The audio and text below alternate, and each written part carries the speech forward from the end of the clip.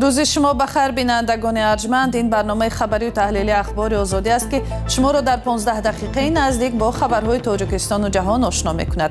امروز سه‌شنبه 14 اپریل است. با موضوعات اساسی نشر آشنا شوید. یک روز این جانب گلوگاه هرمز تحت محاصره نیروهای آمریکایی قرار دارد، ولی کشورهای میانه رو باور دارند که واشنگتن و تهران را سر میز مذاکرات برمیگردانند. دادستان سابق میگوید بحثش با تعمیرگران خانه را بگذار دادگاه حل کند. کارگران با طلب پرداخت حق زحمتشان کارپرداری کردند. توجیکی خودم و وطنی خودم و مویه کی داد کرد واسه دانگال. هم پولم مویه گران نتوانیم سازیم. حکومت قزاقستان میگوید پیام رسانی وطنی امنیت کاربران را تامین میکند. کارشناسان اینترنتی از نظارت کاربران هشدار میدهند.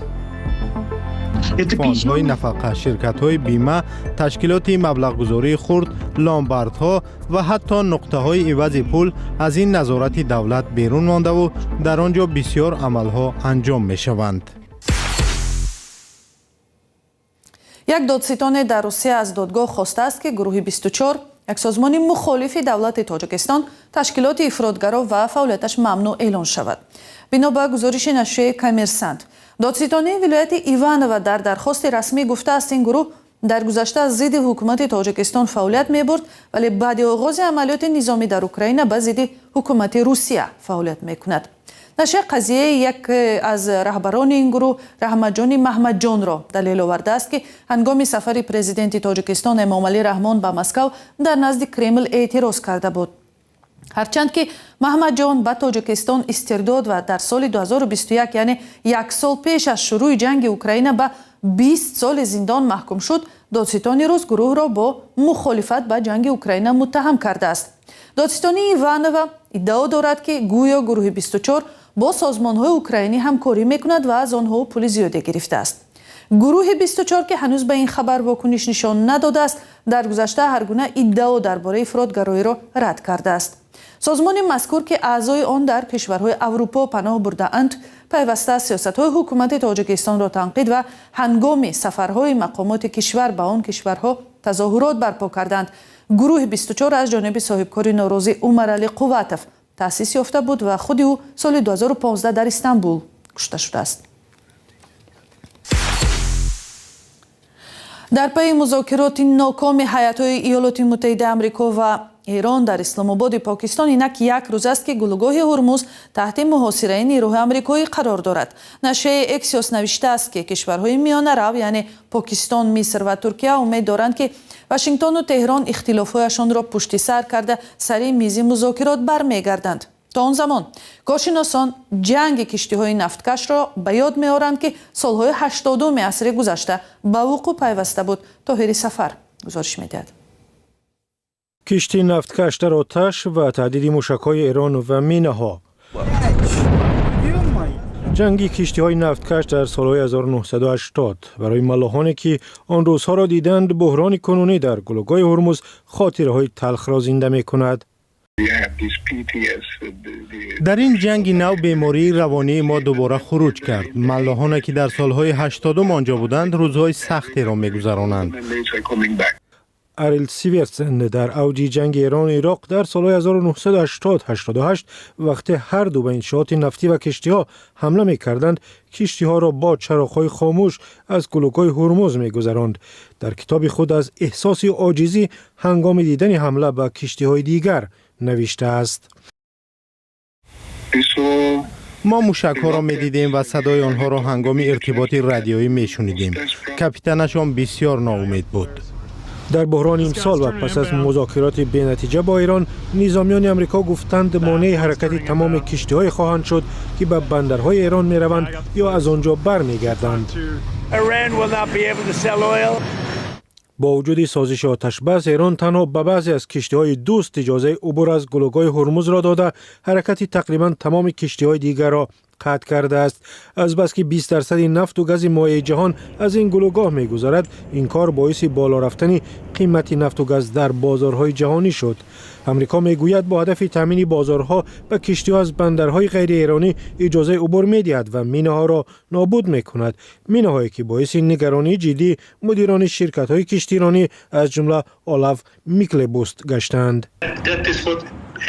همه محض از همین میترسند. آن را میتوان از دور اداره کرد. هیچگاه نمیدانند که کی آن را به کار میاندازند. مینه مثل آهنربا به کشتی میچسبد و میترکد.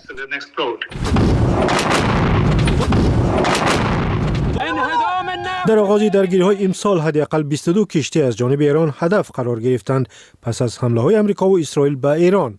میکلبوست این وضع را به جنگ کشتی‌های سال‌های 80 مانند می‌کند که در آن بیش از 100 ملاح کشته و صدها کشتی ویران شد.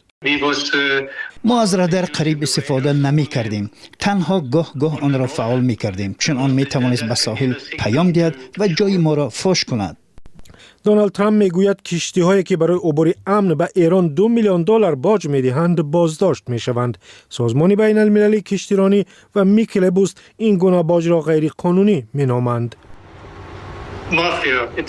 این مافیا است. گلوگاه هرمز یک راه آبی آزاد برای همه می باشد.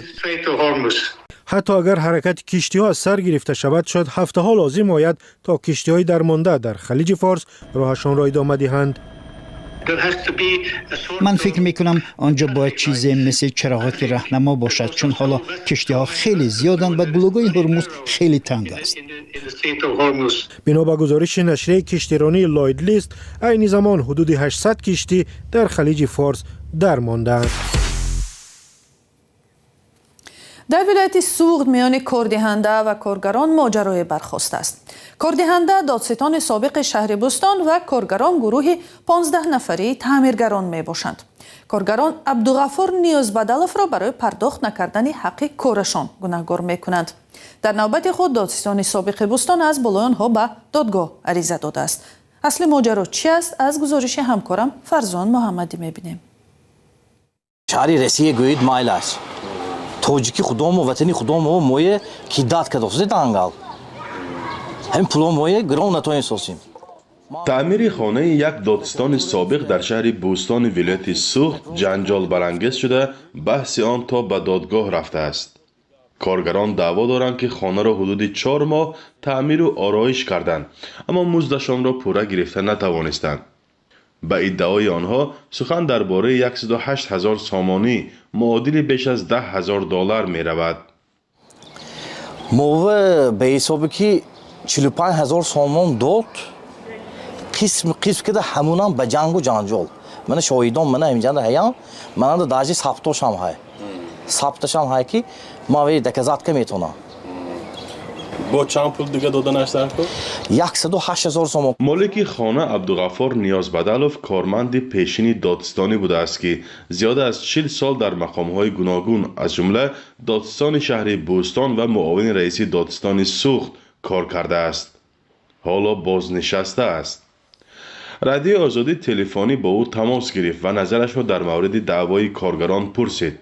عبدالغفور نیازبدلوف اگرچه قضیه را شرح نداد در عوض این حرفها را گفت. فکر ما سود رو مراجعت کردیم و هم عرضه مقابل دعوا قطعی قرار سود برایت قانون قطعی بعد مرحمت چقدر رپورتاج میکنید در کار شما مرحمت و آده این دستاری رسمترین سودی هیچ کس حق ندارد که این چیز به عرضه شود از جمله شما هم همچون ژورنالیست. در حالی که صاحب خانه راضی نشد قضیه را آشکارا در میان گذارد مظفر مسعیدوف میگوید که کار در حوالی عبدالغفور نیازبدلوف با دعوت خود او از ماه فوریه تا ماه می سال 2025 ادامه کرد.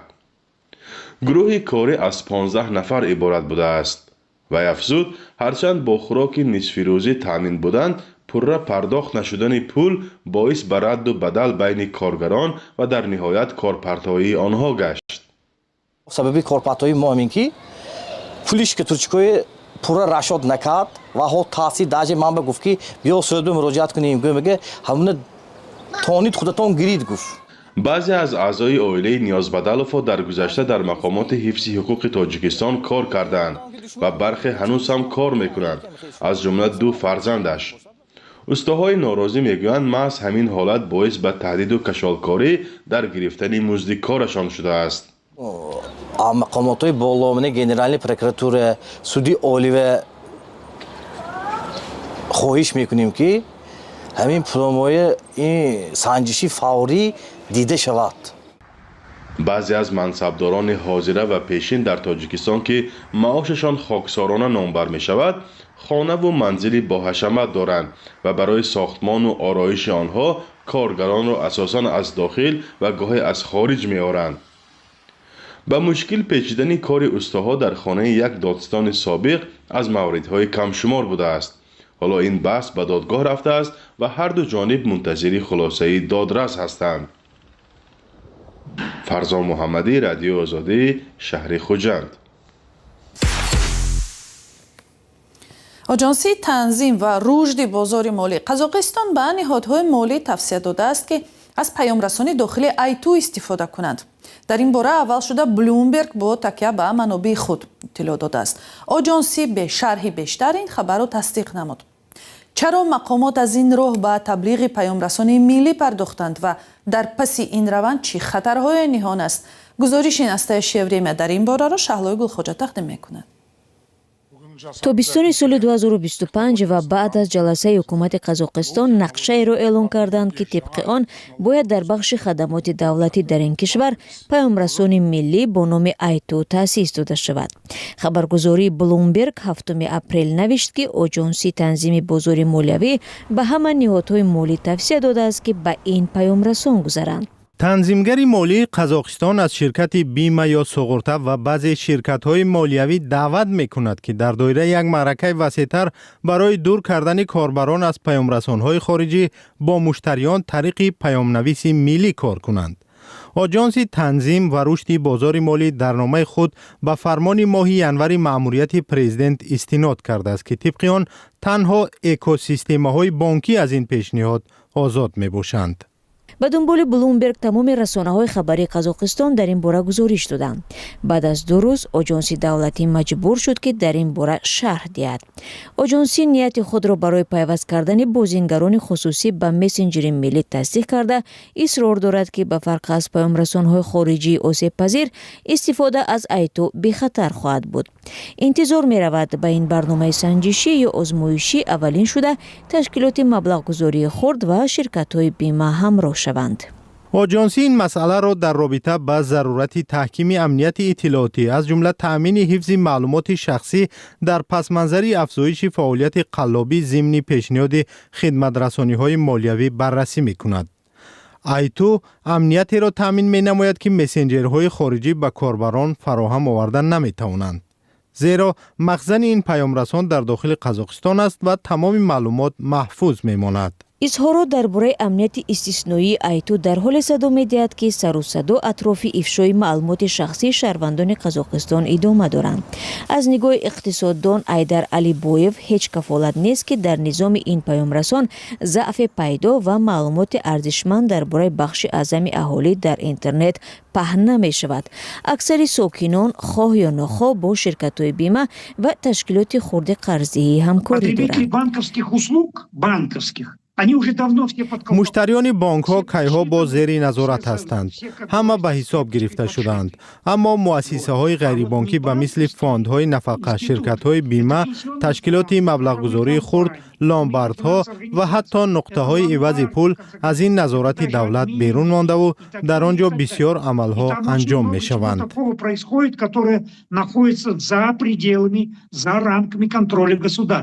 барномаи айту соли 2018 дар қазоқистон сохта шуд, аммо танҳо соли 2025 аз ҷониби ҳукумат пуштибонӣ ёфт. дар маҷмӯъ ин як барномаи мобилии қазоқӣ аст ки паёмрасон, пойгоҳи бахши ройгони мусиқӣ ва видео ва як қатор хадамоти рақамиро муттаҳид мекунад. баъзе аз корбарони шабакаҳои иҷтимоӣ ташкили айту ва мафҳуми таҳти назорати давлат қарор додани алоқаи интернетиро дар қазоқистон ба макс, мессенҷери баҳсбарангези Русия монанд мекунанд. بینندگان ارجمند، برنامه اخبار آزادی در همین جا به پایان میرسد. خبر و گزارش‌های بیشتر را از سامانه azadi.org و صحیفه‌های رادیو آزادی در تیک تاک و تلگرام، فیسبوک و اینستاگرام و یوتیوب و ایکس پیگیری کنید. تا برنامه‌های دیگر، خدا نگهدار.